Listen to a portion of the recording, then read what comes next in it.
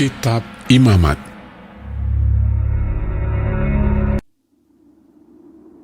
Jikalau persembahannya merupakan korban keselamatan, maka jikalau yang dipersembahkannya itu dari lembu, seekor jantan atau seekor betina, haruslah ia membawa yang tidak bercela ke hadapan Tuhan.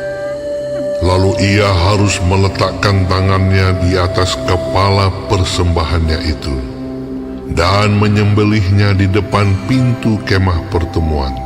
Lalu anak-anak Harun, imam-imam itu, haruslah menyiramkan darahnya pada mezbah sekelilingnya. Kemudian dari korban keselamatan itu, ia harus mempersembahkan lemak yang menyelubungi isi perut, dan segala lemak yang melekat pada isi perut itu sebagai korban api-apian bagi Tuhan. Dan lagi kedua buah pinggang dan lemak yang melekat padanya, yang ada pada pinggang dan umbai hati yang harus dipisahkannya beserta buah pinggang itu. Anak-anak Harun harus membakarnya di atas mezbah, yakni di atas korban bakaran yang sedang dibakar di atas api, sebagai korban api-apian yang baunya menyenangkan bagi Tuhan. Jikalau persembahannya untuk korban keselamatan bagi Tuhan adalah dari kambing domba, seekor jantan atau seekor betina, haruslah ia mempersembahkan yang tidak bercela. Jikalau ia mempersembahkan seekor domba sebagai persembahannya, ia harus membawanya ke hadapan Tuhan. Lalu ia harus meletakkan tangannya ke atas kepala persembahannya itu dan menyembelihnya di depan kemah pertemuan. Lalu anak-anak Harun harus menyiramkan darahnya pada mezbah sekelilingnya.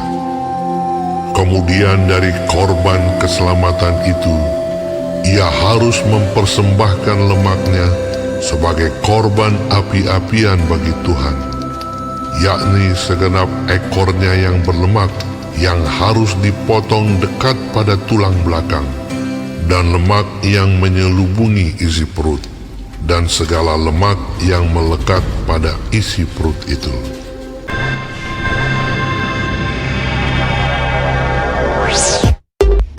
Dan lagi kedua buah pinggang dan lemak yang melekat padanya, yang ada pada pinggang, dan umbai hati yang harus dipisahkannya beserta buah pinggang itu. Imam harus membakarnya di atas mezbah sebagai santapan berupa korban api-apian bagi Tuhan. Jikalau persembahannya seekor kambing, ia harus membawanya ke hadapan Tuhan. Lalu ia harus meletakkan tangannya di atas kepala kambing itu dan menyembelihnya di depan kemah pertemuan. Lalu anak-anak Harun harus menyiramkan darahnya pada mezbah sekelilingnya. Kemudian dari kambing itu, ia harus mempersembahkan lemak yang menyelubungi isi perut, dan segala lemak yang melekat pada isi perut itu sebagai persembahannya berupa korban api-apian bagi Tuhan. Dan lagi kedua buah pinggang dan lemak yang melekat padanya, yang ada pada pinggang dan umbai hati yang harus dipisahkannya beserta buah pinggang itu. imam harus membakar semuanya itu di atas mezbah sebagai santapan berupa korban api-apian, menjadi bau yang menyenangkan. Segala lemak adalah kepunyaan Tuhan.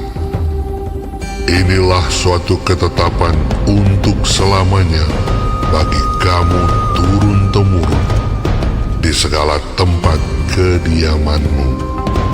Janganlah sekali-kali kamu makan lemak dan darah.